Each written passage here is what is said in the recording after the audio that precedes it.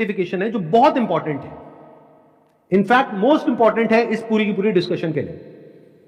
जितनी भी MLM schemes चल रही हैं, पिरामिड स्कीम्स चल रही हैं, डायरेक्ट सेलिंग कंपनीज चल रही हैं, एफिलिएट मार्केटिंग कंपनीज चल रही हैं, कि वो लीगल है या इलीगल है, ये कैसे समझा जाए। तो इसके लिए गवर्नमेंट ऑफ इंडिया ने 2021 में एक बहुत ही अच्छा स्टेप उठाया।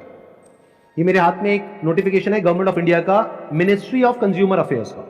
उसमें क्या कहा गया है, ये टोटल 13 पेज का डॉक्यूमेंट है, जिसमें क्या कहा गया है, by proposes to frame consumer protection direct selling rules 2021 में आए थे।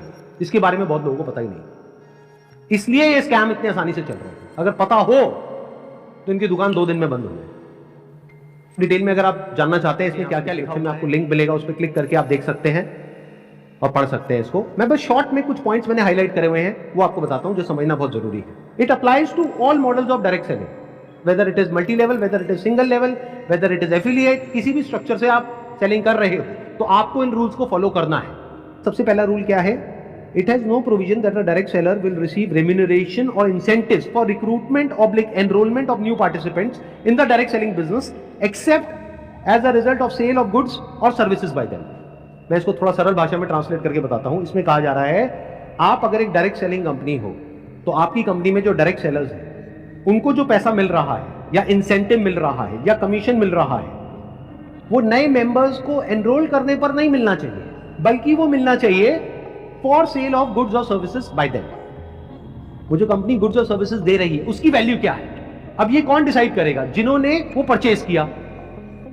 अगर तो उन्होंने 50,000 का कोर्स परचेज किया इनकी कंपनी से और वो सब सेटिस्फाइड है तो कोई प्रॉब्लम ही नहीं है। बट अगर उसमें से 99% लोग सेटिस्फाइड नहीं और अपना पैसा वापस मांग रहे हैं और ये पैसा वापस नहीं कर रहे हैं, तो ये स्कैम है ना।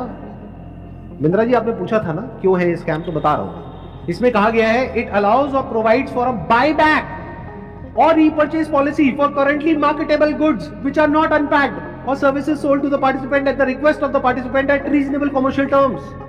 मतलब कि कोई बायबैक का ऑप्शन होना चाहिए। किसी कंपनी ने आपको 50,000 रुपए के कुछ प्रोडक्ट्स या सर्विसेज दे दी, अब आप कहते हो मेरे किसी काम की नहीं, तो अब आप उसका क्या करोगे, उस कंपनी को एक बायबैक पॉलिसी देनी पड़ेगी। अब देखना, ध्यान से सुनना, ध्यान से समझना। बायबैक आप किस चीज पर दे सकते हो, जिसकी कोई मार्केट वैल्यू हो।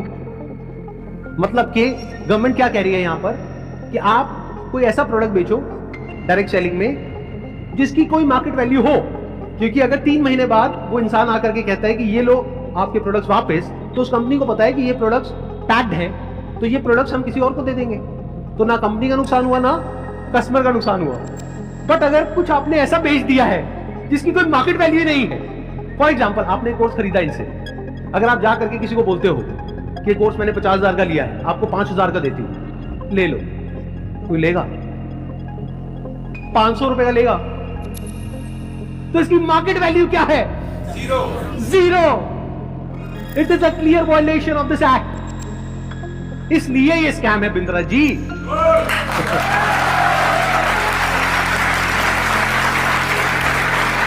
उन्होंने एक बहुत बड़ी गलती कर दी। It was never meant to be Sandeep Maheshwari versus Vivek Bindra, it was just an awareness video.